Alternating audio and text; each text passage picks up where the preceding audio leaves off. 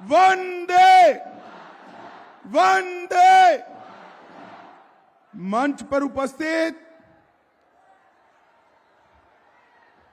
श्री दीपक बर्मन जी, अजीत दास जी, वासुदेव सरकार जी, निर्मल दाम जी, निमाई चंद कबीर राज जी, श्री निखिल सरकार जी, श्री सुभाष गोस्वामी जी, श्री असीम प्रतिहार जी, मानस घोष जी, बाबूलाल बालाजी, दिलीप कुमार बर्मन जी, सत्यनारायण सिन्हा जी, तापस विश्वास जी, और आज जिनको जिताने के लिए आया हूं, हमारे युवा नेता कार्तिक पॉल के लिए ताली बजाओ जोर से। कार्तिक पॉल के लिए भाई यहां वो ढोल बजाना बंद कर दो जरा। चलो भाई और बहनों, सबसे पहले मैं बंगाल की पवित्र भूमि, जिस पर विवेकानंद जी, रामकृष्ण परमहंस जी, कवि गुरु रविंद्रनाथ ठाकुर जी, हमारे नेताजी सुभाष चंद्र बोस जी और श्यामा प्रसाद मुखर्जी जिनका जन्म हुआ, ये सभी को प्रणाम कर कर मेरी बात की शुरुआत करता हूं। मैं भैरवी मंदिर, काली मंदिर, आदि काली मंदिर, श्वेतांबर मंदिर, ये सभी दिव्य स्थानों को प्रणाम कर कर मेरी बात की शुरुआत करना था। खगेंद्रनाथ मंडल, बिमला प्रसाद चटर्जी, सरोज बासु, ये सभी स्वतंत्र सेनानियों को मैं प्रणाम कर कर मेरी बात की शुरुआत करता हूं। भाई और बहनों, सबसे पहले मालदा में मुझे लेट हो गया, इसलिए आप सभी का और विशेषकर माताओं बहनों का क्षमा मांगकर मेरी बात की शुरुआत करता हूं। भाई और बहनों, आज हनुमान जयंती का दिन है। आज हनुमान जी का बर्थडे है और अभी अभी मोदी जी ने अयोध्या में राम मंदिर का प्राण प्रतिष्ठा करने का काम किया। रायगंज वालों, मुझे बताओ, ये राम मंदिर बनना चाहिए था या नहीं बनना चाहिए था? जोर से बोलो, बनना चाहिए था नहीं बनना चाहिए था? 500 साल से प्रभु श्री राम को टेंट में बिठाकर रखा था। आपने, बंगाल वालों ने 19 में 18 सीटें दी और मोदी जी ने राम मंदिर का केस भी जीता, भूमि पूजन भी किया और प्राण प्रतिष्ठा कर कर जय श्री राम कर दिया। ये ममता दीदी और कांग्रेस पार्टी दोनों राम मंदिर का विरोध करते थे, मगर जब बंगाल की जनता ने 18 सीटें दी, किसी की कुछ नहीं चली, अयोध्या में राम मंदिर बन गया। अब आपने 18 सीटें दी तो राम मंदिर हुआ है 35 दी दीजिए, बंगाल को हम घुसपैठ से मुक्त करा देंगे। भाइयों और बहनों, मुक्त करा देंगे। हमने बंगाल में 35 सीटों का लक्ष्य रखा है। दीदी, मेरी बात कान खोलकर सुन लो, बंगाल की जनता अब जागरूक हो गई है।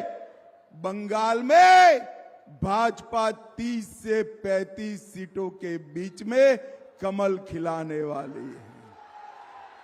भाई और बहनों, 35 सीटों पर कमल खिलेगा, मगर मेरी इच्छा है रायगंज से का कमल भी ये 30 से 35 सीटों में हो। मुझे बताओ, कार्तिक पोल को दिल्ली भेजोगे या नहीं भेजोगे? अरे जोर से बोलो, भेजोगे या नहीं भेजोगे? देखिए 18 दी आपने तो 300 पार कर गए, 35 दोगे तो कितना होगा? कितना होगा? और जोर से बोलो, कितना होगा?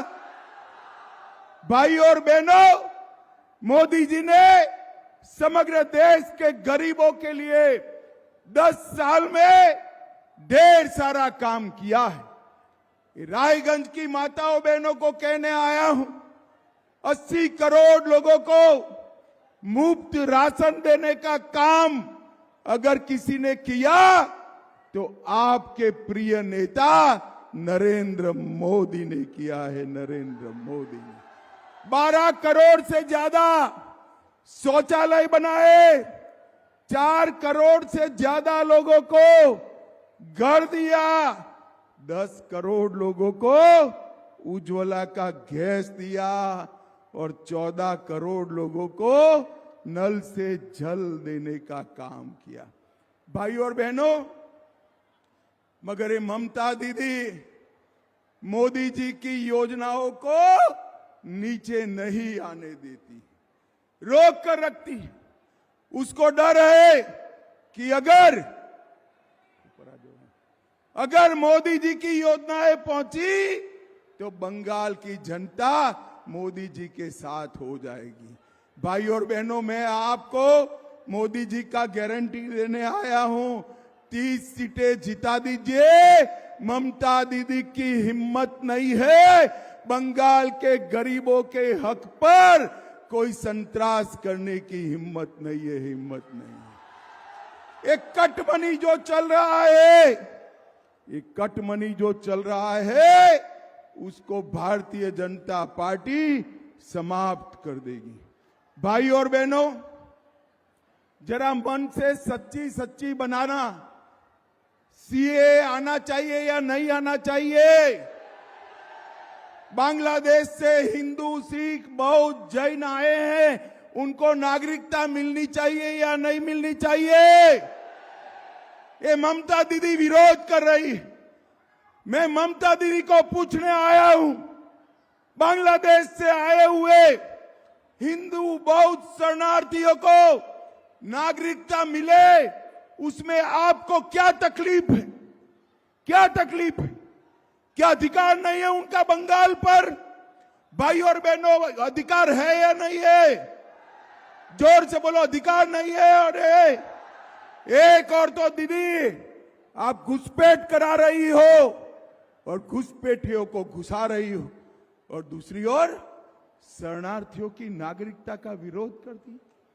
आज कांग्रेस पार्टी ने कह दिया कि अगर वो सत्ता में आएंगे तो सीए नाबूद करेंगे।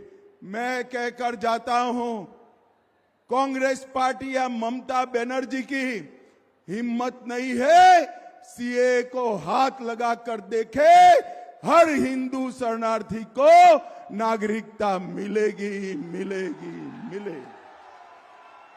भाई और बहनों, मुझे बताओ, बंगाल के अंदर घुसपैठ रोकनी चाहिए या नहीं रोकनी चाहिए? हजारों लोग हर रोज घुसपैठ करते हैं, उनको रोकना चाहिए या नहीं रोकना चाहिए? मुझे बताओ, ममता दीदी रोक सकती है क्या? अरे जोर से बोलो, रोक सकती है क्या? ममता दीदी नहीं रोक सकती है। रोक सकते हैं तो केवल और केवल नरेंद्र मोदी रोक सकते हैं। भाई और बहनों, इतनी सारी माताएं बहनें बैठी हैं, संदेश खाली में वोट बैंक के लिए ये ममता दीदी ने गरीब लाचार माताओं बहनों पर अत्याचार होने दिया। अत्याचार क्यों होने दिया? क्योंकि उनकी वोट बैंक थी, वोट बैंक। और ये तो भगवान भला करे, वो माताओं बहनों का उन्होंने संघर्ष किया, हाई कोर्ट ने संज्ञान लिया और आज ममता जी के चट्टे पट्टे सारे जेल के अंदर गए हैं, जेल के अंदर गए। मुझे बताओ रायगंज वालों, संदेश खाली रुकना चाहिए या नहीं रुकना चाहिए? संदेश खाली की बहनों को न्याय मिलना चाहिए या नहीं मिलना चाहिए? क्या ममता दीदी कर सकती है? कर सकती है? केवल और केवल नरेंद्र मोदी जी और भारतीय जनता पार्टी कर सकती है। कल ही 50,000 नौकरियां हाई कोर्ट ने सस्पेंड कर दी। क्यों करी? 10 लाख 15 लाख नौकरी के लिए रिश्वत लेते थे। माताओं बहनों, आपके पास आपके भाई बेटों को नौकरी दिलाने के लिए 15 लाख रुपया है क्या? है क्या? नहीं है। तो उनको नौकरी कैसे मिलेगी? उनके एक मंत्री के घर से 51 करोड़ रुपया कैश निकली, 51 करोड़ रुपया। पार्थ चैटर्जी आज जेल में बैठे हैं, मगर ममता जी अभी भी उसको सस्पेंड नहीं करती है। मैं पूछने आया हूं, एक कटमनी, एक खंडनी, ये नौकरियों में भ्रष्टाचार बंगाल में रुकना चाहिए या नहीं रुकना चाहिए? क्या ममता दीदी रोक सकती है? जोर से बोलो, रोक सकती है? वो केवल और केवल भारतीय जनता पार्टी और नरेंद्र मोदी रोक सकते हैं। भाई और बहनों, चुनावी हिंसा करती, पंचायत के चुनाव में 200-200 लोग मारे जाते, लोकसभा विधानसभा के चुनाव के बाद लोगों की हत्या होती है, देश भर में चुनाव होते, कहीं हिंसा नहीं होती है और बंगाल के अंदर हिंसा होती है।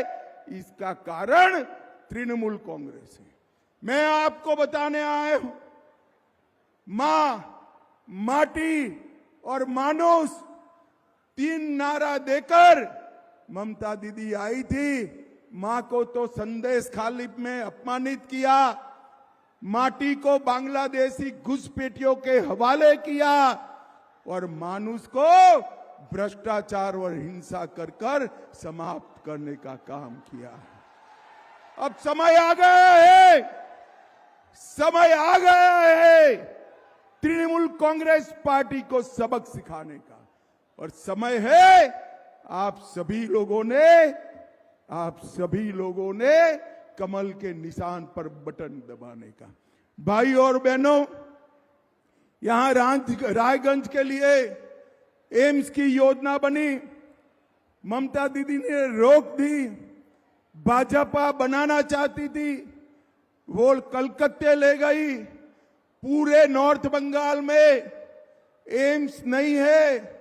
मोदी का गारंटी है 30 सीटें जिता दो, हम नॉर्थ बंगाल के लिए अलग एम्स बनाने का काम करेंगे। भाई और बहनों, कुलिका नदी का मुद्दा, चौड़ पर यहां लोग खेती करते थे, ममता के गुंडों ने गरीब किसानों की भूमि छीन ली है।